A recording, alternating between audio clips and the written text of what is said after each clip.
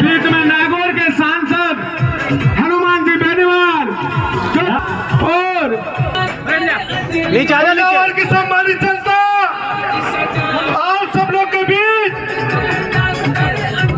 पूरे मुंडावर विधानसभा की सबसे शिक्षित लोकप्रिय जननेता युवा साथियों और मेरे सारे क्षेत्रवासियों, जैसा कि आप सभी जानते हैं कि आज़ाद समाज पार्टी और राष्ट्रीय लोकतांत्रिक पार्टी का गठबंधन हुआ है और हमारे दोनों ही दिग्गज नेता आज हमारे सामने हैं, हमारे बीच में हैं, श्री हनुमान बेनीवाल जी और श्री चंद्रशेखर आज़ाद जी, और दोनों ही एक मजबूत सरकार गठित करना चाहते हैं।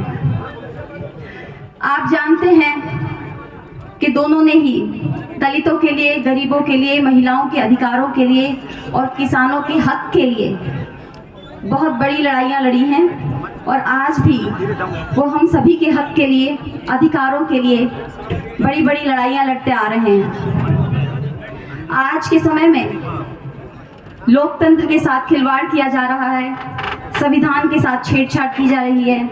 बाबा साहब अम्बेडकर जिन्होंने हमें वोट देने का अधिकार दिया संविधान के अंतर्गत, जिन्होंने हमें बहुत सारे अधिकार दिए, हमारे मूल अधिकार जो संविधान के अंतर्गत हैं, वो अधिकार हमसे कोई नहीं छीन सकता और हम उनको छीनने भी नहीं देंगे। आप सभी जानते हैं कि मेजर ओपी यादव, आपके पूर्व विधायक, जिनकी मैं पुत्रवधू हूँ, उन्होंने अपने कार्यकाल में बहुत से कार्य कराए और आज तक किसी विधायक ने मुंडावर विधानसभा क्षेत्र में 900 करोड़ का काम नहीं कराया। उन्होंने 900 करोड़ रुपए का काम कराया जो कि आज तक रिकॉर्ड है।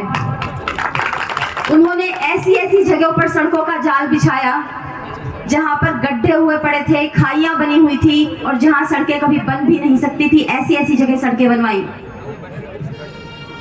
अपने कार्यकाल में उनकी सबसे बड़ी उपलब्धि जो थी वृद्धों के लिए पेंशन, जिसके लिए उन्होंने बहुत बड़ी लड़ाई लड़ी और पूरे राजस्थान प्रदेश को वृद्धों के लिए पेंशन दी। जो बूढ़े बुजुर्ग आज पेंशन ले रहे हैं वो पेंशन दी, जो उनकी सबसे बड़ी उपलब्धि थी।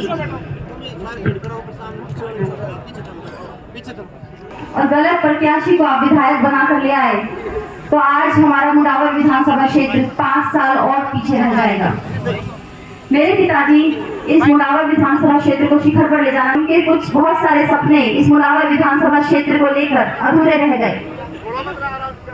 जैसे कहते हैं माता पिता का कर्ज चुकाएगी, उसी तरीके से आज मेरी ये जिम्मेदारी बनती है उनकी पुत्रवधू होने के नाते कि उनके अधूरे सपनों को मैं पूरा करूं।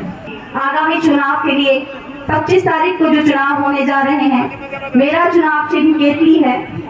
जिस तरीके से आपने मेजर खरीदते हैं, हम किसी दुकानदार से उसका नाम नहीं पूछते, हम कोई जाति नहीं पूछते। हमें जब ब्लड बैंक से ब्लड की जरूरत होती है, खून की जरूरत होती है, तो हम ये नहीं पूछते कि वो किस जाति का है। सरहद पर जो सैनिक हमारी रक्षा कर रहा है, हमारे देश की रक्षा कर रहा है, हम उससे कभी नहीं पूछते कि वो किस जाति का है। लेकिन प्रत्याशी को भेजती हैं और 5-5 साल के लिए वो आते हैं। जहाँ यहाँ राजस्थान प्रदेश में एक ट्रेंड बना हुआ है, एक रीति बनी हुई, जो प्रत्याशी 5-5 साल के लिए बड़ी बड़ी पार्टियों के टिकट लेकर आते हैं, या तो वो 5 साल तक अपनी शक्ल नहीं दिखाते, वोट लेकर चले जाते हैं, या फिर अपनी जेबें भरकर चले जाते हैं। प्रत्याशी को मजबूत उनकी टिकट नहीं बनाती। अगर किसी बड़े पार्टी का टिकट कोई प्रत्याशी लेकर आता है तो उसे मजबूत वो टिकट नहीं बल्कि आपकी वोट बनाती है। आपका वोट जिस प्रत्याशी के पास होगा वो प्रत्याशी मजबूत होगा।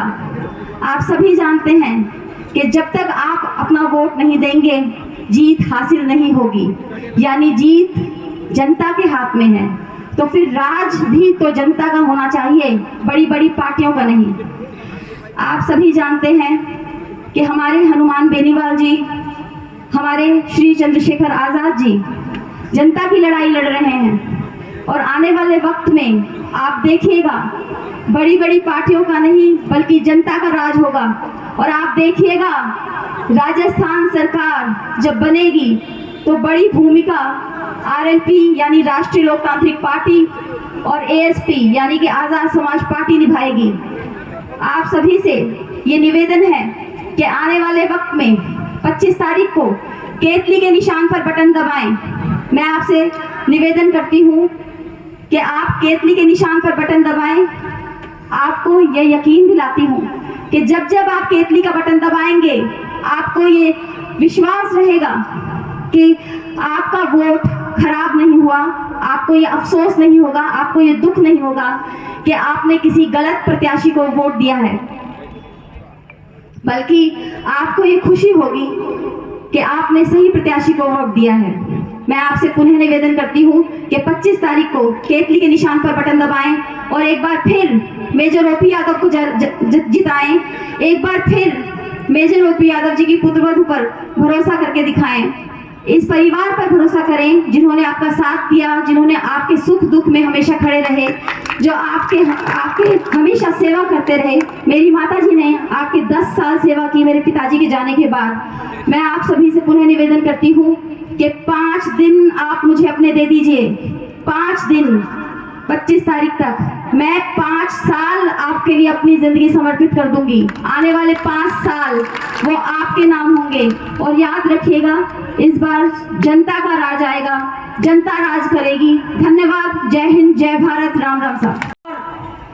माननीय चंद्रशेखर जी और उनके साथ चल रहे सभी सम्मानित जन और मंच पर बैठे हुए सम्मानित जन और सामने बैठे हुए मेरे ग्रामवासियों, मुंडावर वासियों, मैं आपके सामने एक ही बात रखने आई हूँ कि मेरी पुत्रवधू जो इतनी हिम्मत करके आप लोगों के बीच में चुनाव लड़ रही है और उसकी हिम्मत को जरा सी भी कमी नहीं आनी चाहिए, ये मेरी आप लोगों से प्रार्थना है। अब मैं आप लोगों से ये बात करना चाहूंगी कि मेजर ओपी यादव जो आपके पूर्व विधायक रहे, उन्होंने आप लोगों को क्या नहीं दिया 5 साल जब वो विधायक रहे। 15 साल में आप लोगों ने उनको खूब तराशा, खूब परीक्षा ली, क्या वो परीक्षा में खड़े नहीं उतरे 15 साल तक? और उसके बाद में कविता यादव 10 साल तक निरंतर आप लोगों के बीच में सेवा करती रही। पर दुर्भाग्य कहिए या कोई एक ऐसी विडंबना कहिए कि मेरा टिकट काट दिया गया।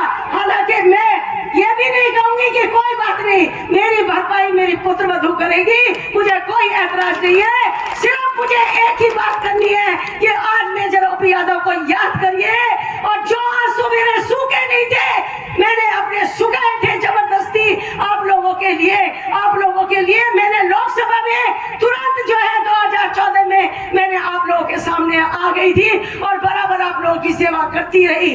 आज वो आंसू टिकट कटने के बाद दोबारा निकले हैं, आप लोग इनको सुखाइए और मेरी पुत्रवधू को जो है भारी वोटों से मत से जिताइए।